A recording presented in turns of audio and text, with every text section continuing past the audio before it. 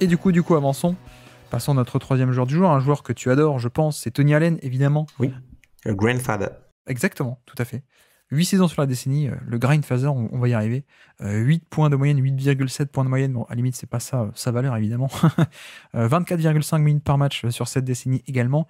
11 800 minutes au total. C'est le 172e, donc c'est pas beaucoup, mine de rien. 484 matchs. Et puis donc au niveau du palmarès individuel, il y a pas mal de trucs, puisqu'il y a 6 sélections en All Defensive Team. C'est quand même beaucoup. Donc 3 fois en première, 12, 13 et 15. Et 3 fois en deuxième également, 2011, 16 et 17. Donc 6 fois All Defensive sur la décennie, c'est beaucoup.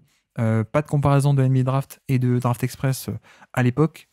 Et puis donc comme tu disais, donc les surnoms, hein, donc le fameux The Grindfather, donc ça tu le connais du coup. Ouais. Par contre il y en a un que je sais pas si tu connais, Trick or Treat Tony. T'as déjà entendu parler de ça? Du tout. Le fameux truc à Halloween, là, Trick or Treat. Voilà. Aucune idée. Et puis aussi Gucci, apparemment. Il s'appelle Gucci. Ah En tout ouais cas, il se fait surnommer Gucci. Apparemment. En tout cas, d'après Basketball Référence, les sources ne sont pas sûres. Et donc son parcours rapidement, 29 ans au début de notre décennie. On rappelle le 28e pick de la draft 2004 par Boston. Et en gros, c'était le spécialiste défensif de cette équipe de Boston, le grand Boston de Paul Pierce, Kevin Garnett, Rondo Ray Allen, etc. Mais bref, à la free agency, au début de notre décennie, il signe à Memphis, du coup. Il va à Memphis. Et cette année-là, il joue 21 minutes de jeu par match. Et il finit titulaire, carrément. Il prend la place de O.J. Mayo. Après une baston dans l'avion. Non pas sans quelques remous. il prend la place de titulaire de Mayo, finalement, qui était le grand espoir. C'est ça. Mais finalement, c'est lui qui finit titulaire. Donc 31 titularisations sur 72 à la fin d'année. Et donc titulaire aussi pour les playoffs. Et un impact marquant en playoffs avec cette équipe des Grizzlies qui donc bat San Antonio et ensuite tombe contre Oklahoma City. 2012, 26 minutes de jeu par match, titulaire cette fois, cette saison-là, en 2012 pour les Grizzlies. En playoff, ça tombe contre les Clippers, on en a déjà parlé tout à l'heure. 2013, 27 minutes de jeu par match, titulaire, et donc ça va jusqu'en finale de conférence avec les Spurs. 2014, 23 minutes de jeu par match, un peu moins avec l'arrivée de Dave Joerger. Il joue un peu moins, à 23, c'est quand même pas beaucoup. D'ailleurs, titulaire que seulement 28 fois sur 55. Un scandale que Jeff Green soit passé devant lui dans la rotation. Oui, alors la carrière de Jeff Green est un scandale jusqu'à Brooklyn 2021. J'ai l'impression. Mais oui, effectivement, c'est la période de la carrière de Jeff Green. On se dit, ah bon, pourquoi? Bref, donc 23 minutes de jeu par match à peine pour Tony Allen en 2014. En playoff, ça sort contre OKC au premier tour. 2015, toujours à 26 minutes de jeu par match pour Tony Allen. Là encore, titulaire 41 fois sur 63 à peine. En playoff, Portland, on l'a dit, et Golden State au deuxième tour. La fameuse série où il a un micro, ce match-là où il passe à 2-1. Quoi. First team. Exactement, voilà, le fameux first team, l'NBA All Defensive First Team. Il crie ça alors qu'il a un micro et ça a fait le buzz à l'époque. Donc 2016, 25 minutes de jeu par match, toujours pour Tony Allen. Titulaire cette fois 57 fois sur 64, donc on va dire grosso modo titulaire cette année-là. Playoff, ça tombe contre San Antonio au premier tour en 2016. Et puis 2017, là encore titulaire, 66 fois sur 71, 27 minutes de jeu par match. Playoff, encore une fois San Antonio. Et puis pour la fin, free agency, il va aux Pelicans, du coup. Ouais, c'est ça, les Pelicans. Ouais. Pour la saison 2018, mais par contre, il fera que 22 matchs. Donc ça ne prend pas du tout. 12 minutes par match quand il joue. Je crois que c'est l'année où il y a Rondo en plus, donc niveau spacing, c'était pas top. Mais bref, donc à peine 22 matchs, et puis échangé à Chicago où il sera coupé. Et puis fin de carrière. Donc, pour te lancer, finalement, c'est un profil extrêmement atypique qui, du coup, va être très difficile à classer, j'ai l'impression. Bah oui, puisque c'est pas quelqu'un qui a brillé par son attaque et qui bien au contraire qui a été un défenseur plutôt marquant, je trouve, de la décennie. Donc c'est vrai que par rapport à tous les autres profils qu'il y a, c'est quelqu'un qui a vraiment un profil atypique et où sa valeur en fait est en dehors des chiffres. Enfin, sa valeur à lui n'est pas dans les chiffres individuels, elle va plutôt être dans les chiffres collectifs. En dehors des chiffres classiques, tu veux dire, hein. Voilà, tout ce qu'il apportait vraiment au niveau défensif, la flexibilité qu'il donnait à l'équipe, la faculté en fait qu'il avait à pouvoir faire déjouer un adversaire direct et le sortir en fait de sa rencontre. Et je pense que ça doit être l'un des meilleurs défenseurs de la décennie. Hein. Si tu prends que les gars qui font de la défense, ça doit être l'un des meilleurs défenseurs de la décennie, clairement, sur les postes 1, 2, 3, quoi. Oui, je pense aussi, hein. Entre lui et Brandon Jennings, je pense que c'est un peu les deux que j'ai en tête. Non, non, mais oui, effectivement, mais comme tu dis, c'est avec ce profil où 100% défense et j'ai presque envie de dire 0% attaque, hein, presque en exagérant, mais il y a ce côté profil extrêmement polarisé, euh, avec donc très nul très nul en attaque, mais aussi très très fort en défense, surtout.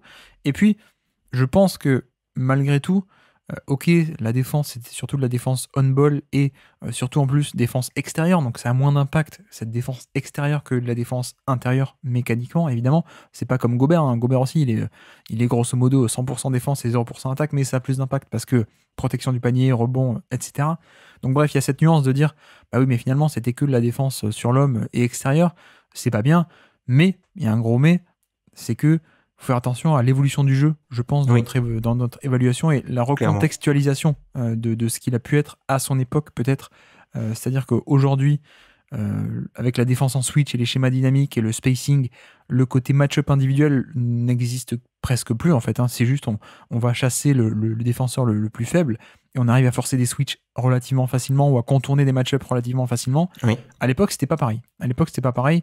Les match-up individuels étaient importants. Donc la valeur d'un défenseur individuel bon était important parce que c'était celui que tu pouvais mettre sur le meilleur attaquant en face et tu étais à peu près sûr qu'il pouvait rester dessus tout le match, quoi. Donc c'était c'est ça la ça. valeur, le côté wing stopper sur des KD, sur des Kobe, sur des LeBron, et etc., quoi. Exactement. Et puis c'est quelqu'un qui pouvait, enfin, moi ce que j'aimais beaucoup avec Tony Allen, c'est il y a que ce joueur que je trouve qui fait ça encore aujourd'hui, c'est Jimmy Butler. C'est en fait il fait du freelance en défense, mais il est aussi bien à l'aise sur le côté freelance à prendre des risques qui peuvent être parfois inconsidérés et en fait euh, faire en fait donner un appât à l'adversaire pour croire que finalement il y a une ouverture pour donner la balle et après récupérer les styles.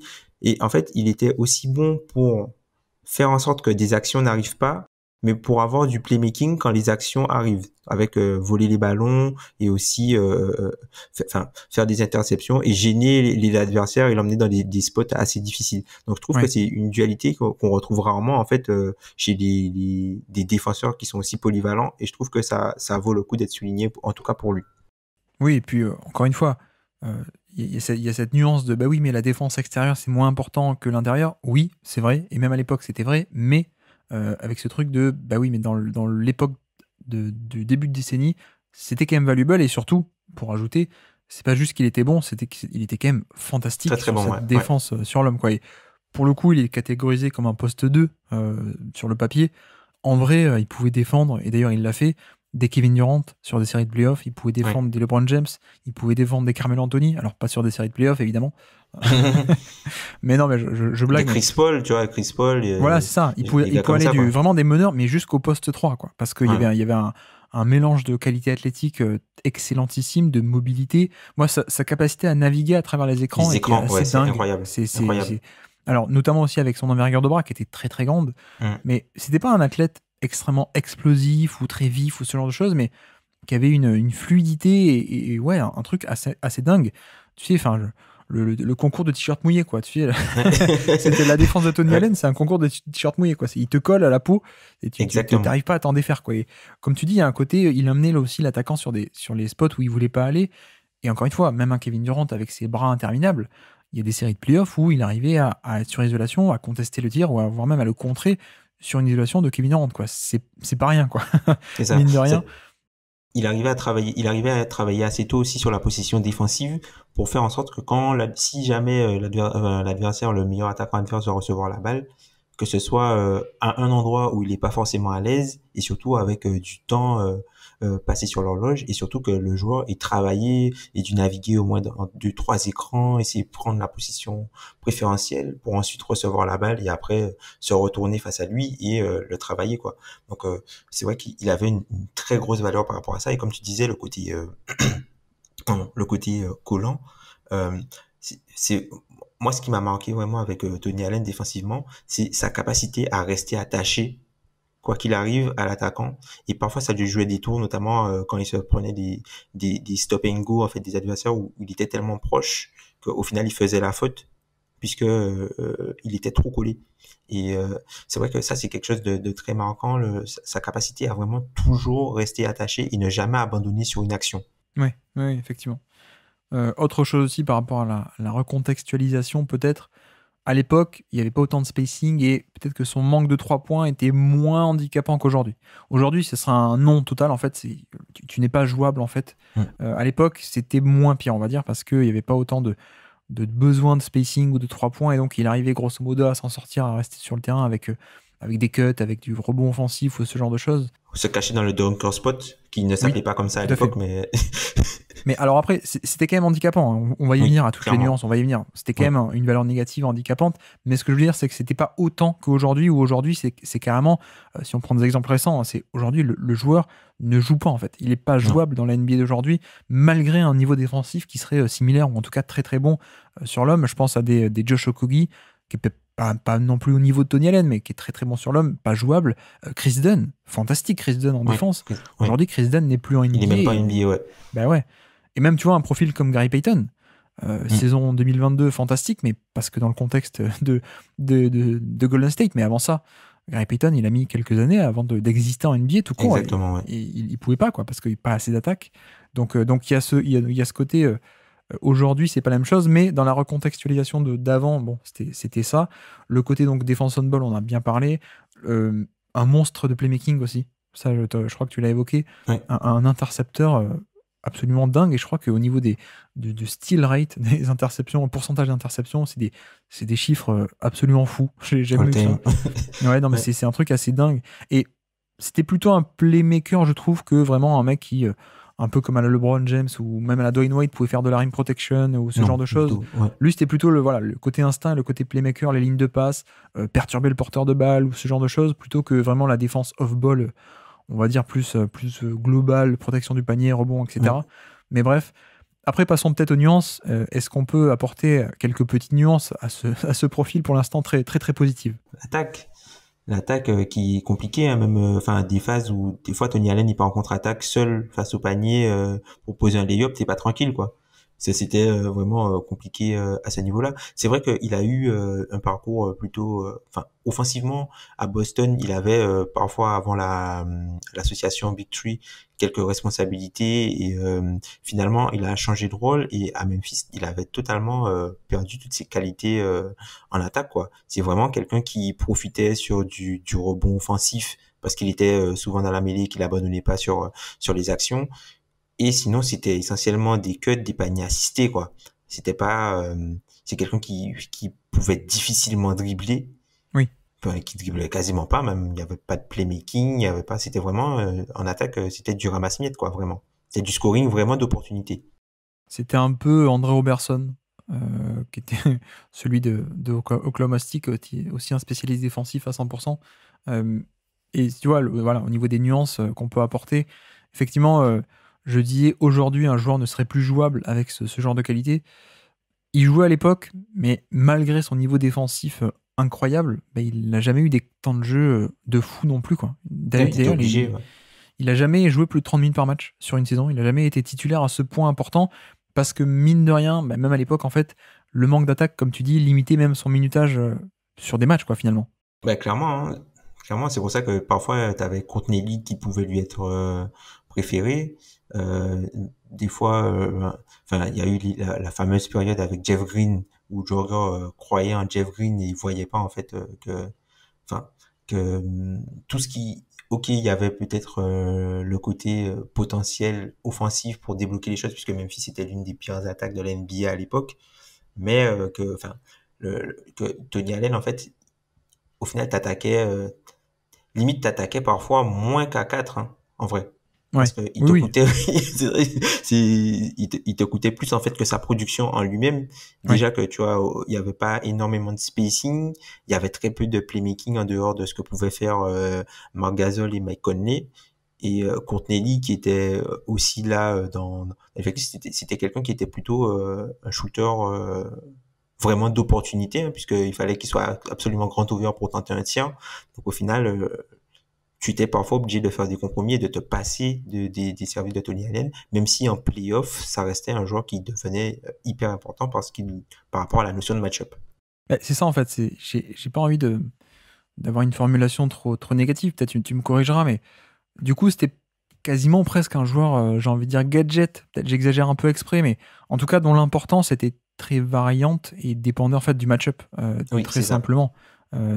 Selon qui tu affrontes ce soir-là, il va avoir un gros temps de jeu parce qu'il y a le match-up individuel à aller défendre, ou alors presque pas, ou on te fait pas jouer parce que tu handicapes trop l'attaque, quoi. Donc C'est ça. malgré tout ce qu'on a dit de très positif, il y avait quand même ce côté gadget. J'exagère un peu sur cette formulation, mais un peu qui va dépendre de qu'est-ce que tu as en face, quoi. Donc c'est pas lui qui était implacable, c'est pas lui qui avait un rôle et une valeur qui était voilà, on pouvait pas faire sans, quoi. Il y avait ce Mm. côté-là malheureusement, et voilà, tu vois, même sur des séries de playoffs, tu joues au KC, ils l'ont fait plusieurs fois, mais c'est génial d'avoir Tony Allen sur Kevin Durant, Une droite, oui. c'est parfait, quoi. Par contre, tu joues sans Antonio, qui a pas comme ça deux gros joueurs, deux gros scoreurs, et qui se repose plutôt sur un jeu qui tourne pas Un mal, collectif, beaucoup de ouais. porteurs de balles, un collectif, comme tu dis, ouais. Finalement, tu as moins besoin de Tony Allen, quoi, dans ce genre de série-là. Et donc il y a ce côté où, oui, très fort dans ce qu'il faisait, mais mine de rien, on va dire un spécialiste, peut-être, même si ça a été un gros spécialiste, mais un spécialiste quand même, peut-être, en ajoutant l'attaque et la défense. Mais bref. Oui, alors juste quelques stats aussi, toujours un peu intéressantes au niveau de Basketball Index, tu sais, un site qui fait des stats notamment Oui, all-in-one, oui. avec le fameux LeBron, donc une stat, c'est un acronyme, hein, LeBron. Luck adjusted, C'est ça, luck ouais. estimate, Plus minus, enfin je sais plus, ouais. box quelque chose, ouais, un truc comme ça. Ouais, bref, je retiens jamais, mais bref, donc c'est une stat all-in-one, et donc il fait quand même des scores défensifs très très bons. Alors, il a 0 saison qui sont positives en termes d'attaque. Ça, c'est quand même, ça recoupe avec ce qu'on disait, ce qu'on a pu observer. Mais par contre, c'est vrai qu'il fait des saisons assez impressionnantes au niveau de la défense, avec notamment un score de 3,28, qui est tout simplement en 2015 le 38e score de la base de données avec plus de 2000 saisons. Et donc, il a le 38e sur plus de 2000 saisons. Ah Et ouais, c'est au niveau de certains protecteurs de panier, comme un Tim Duncan un peu vieux, un Capella, tu vois, ce genre de profil. Bon, après, c'est un modèle qui aime bien aussi tout ce qui est playmaking défensif. Donc, lui faisait beaucoup d'interceptions, ça a pu aider. Mais quand même, quoi. En tout cas, dans ce modèle-là, il y avait quand même plutôt beaucoup de saisons très valuable, malgré l'attaque qui était un peu négative, hein, finalement. Au niveau des on-off ou de la présence sur le terrain, bon, c'est pas aussi fabuleux, mais bref, il y a quand même, grosso modo, cette idée que c'était quelqu'un qui, quand il était sur le terrain avec le bon match-up, il était génial, mais ça restait un spécialiste que tu pouvais pas tout le temps utiliser, quoi, finalement. c'est ça, c'est ça. Si t'avais par exemple, si t'avais un 3&D à sa position et que enfin, ton attaque passait essentiellement par deux intérieurs, au final, sa valeur, enfin, il perdait beaucoup de valeur, quoi, au final. Ouais, tout à fait, ouais, tout à fait. Il perdait de l'utilité, quoi, presque. Ouais, c'est ça. Et donc, c'est pour ça que moi, je pense que je vais l'avoir un peu plus bas parce qu'il y a vraiment du minutage pas top, hein. Il y a des saisons entre 23 25 minutes de jeu par match à peine, des saisons où il n'est pas titulaire selon le coach. Bref, en termes de playoff, en tout cas, c'est 1500 minutes de playoff sur cette décennie. C'est le 74e total, c'est plutôt pas Mhm. mal. Sachant d'ailleurs que sur les playoffs, il joue 28 minutes de jeu par match en moyenne, donc ça, c'est pour le coup plus qu'en saison régulière presque sur ces playoffs. Et à sa décharge, tu vois, c'est quelqu'un qui, malheureusement pour lui, hein, ce qui va rester, peut-être en dehors du côté défensif, ce qui va rester pour lui, notamment au niveau de l'attaque, c'est la fameuse série face à Golden State ou Memphis mène 2-1, Ouais. où il fait un clinique défensif sur le match 2 aux Warriors. Le match 3, il est bon, et il y a la fameuse enfin la fameuse Séquence vidéo, là. séquence vidéo et un peu ce côté zone flottante en fait Ouais. individuelle faite Ouais. par Bogut où mais au final tu vois sur la rencontre il joue que 15 minutes puisqu'il se blesse aussi, il se fait le quadri et il est remplacé par Jeff Green et ensuite Memphis perd la série. Ah oui, oui, c'est vrai, c'est donc le fameux ajustement magique de on Voilà. met beaucoup sur Tony Allen. Oui, c'est vrai que tu m'avais demandé que tu voulais en parler, en plus, c'est vrai. Donc toi, tu dis qu'il était blessé aussi pendant le match, et ça, on l'oublie un peu, quoi. C'était pas qu'un ajustement de folie, Ah non, quoi. il a joué 15 minutes. Et en fait, Ouais, au final, il prend les tirs. Ok, il les met pas, mais il prend quand même les tirs qui lui sont donnés jusqu'à ce qu'il se pète au niveau de l'ischio, enfin au niveau du quadri, pardon. Et ensuite, comme Jeff Green doit jouer 30 minutes, Memphis perd. et donc, au niveau du classement, allons-y. Où est-ce qu'on le situe dans le classement actuel? Moi, au niveau du classement, je l'avais dans la zone juste entre Rudy Gay et Monta Ellis. Oui, donc Rudiger 68e, Montelis 69. Ouais, t'étais par là. J'étais un chouïa plus bas, mais sans aucune certitude. Moi, j'étais au niveau de J.R. Smith, donc 72, donc vraiment pas Ouais, loin. on est pas loin, ouais. Vraiment pas Pas loin. loin du tout. Mais effectivement, j'avoue que je pénalise non seulement l'attaque, mais comme je te disais aussi, le petit minutage et le côté un peu. Bah, il y a des fois, il n'était pas utile du tout, quoi. C'est un peu ça qui me pose problème, quoi. Alors, en fait, il n'y a pas de bonne réponse. Il n'y a pas de bonne réponse, mais selon comment est-ce que vous pondérez le côté défensif, si vous le pondérez bien, vous allez avoir Anthony Allen plutôt bien classé. Si vous pondérez plutôt aussi l'attaque handicapante, moi, ça s'entend de le mettre dans les 5 derniers, on va dire. Mhm. Parce que tu vois, Patrick Beverley, beaucoup moins fort défensivement, pas aussi polyvalent, mais en même temps, tu peux dire, bah, avec l'attaque qu'il a eue, c'était beaucoup plus quelqu'un qui était jouable sur des gros temps de jeu, des équipes compétitives et tout ça, quoi. Mhm. Donc pour moi, la fourchette était assez large. Et en allant de Patrick Beverley, qui est peut-être un peu bas, cela dit, hein, de Patrick Beverley jusqu'à Ray Allen, J.R. Smith, 71-72. Mais ouais, ça me va. Ça me va. Toi, t'étais un peu au-dessus. Qu'est-ce qu'on fait en coupe en deux? On Oh, le met pas entre deux, ouais. Luka Doncic et Ray Allen, ça te va? Allez, allez. Un Allen en chasse un autre. Exactement, exactement. Les deux Allen de Boston. Ouais, allez, faisons ça. Faisons ça. Ok. Ok. Bah alors, petit quiz pour finir, du coup. Et c'est un. Alors, ça, tu vas t'en souvenir, je pense. C'est un qui joue ce match. Nous sommes le 9 mai 2011, donc en tout début de décennie. Et c'est le fameux match 4 contre Oklahoma City, le match en 3 prolongations. Est-ce que tu t'en souviens de ce match-là? Ah, oui, oui, je me souviens de ce match. Et donc, est-ce que tu es capable de me citer des joueurs qui ont joué ce match des deux côtés du terrain? Alors, je dirais, bah, il y aura les classiques, KD, Ouais, Westbrook, ouais, Harden, du coup, ouais, tout à fait. Nick Collison, parce qu'il est toujours là. Tout à fait. Ouais, Au pivot, il y avait Ibaka. oui. Et l'autre aussi? Et Perkins. Exactement, Kendrick Perkins est là. Harden Euh, n'était pas titulaire à l'époque, tu t'en souviens. Et donc, qui était-il titulaire à sa place? C'était quoi en 2011? Tabo? Exactement, Thabo Sefolosha, oui, tout à fait. Tabo Sefolosha. Et donc là, tu as à peu près les principaux du côté de OKC. Tu as un shooter passé par Miami, je crois, mais c'est un peu trop compliqué à deviner. Il a un nom de chef cuistot. Ah, Cook? Exactement, Cook? Dequan Cook. Dewan Cook. Dequan Cook. Dewan Cook, ouais. On a un pivot qui a fait une pige là à OKC et qui est dans carrière. Alors, il a fait plein d'équipes, mais notamment ensuite il a fait du Chicago. Non, impossible à décrire. Non, c'était Nazar Mohamed. Ah, Nazir Mohamed, bah, qui était aux Spurs aussi. Qui était aux Spurs, qui a joué aux Bobcats.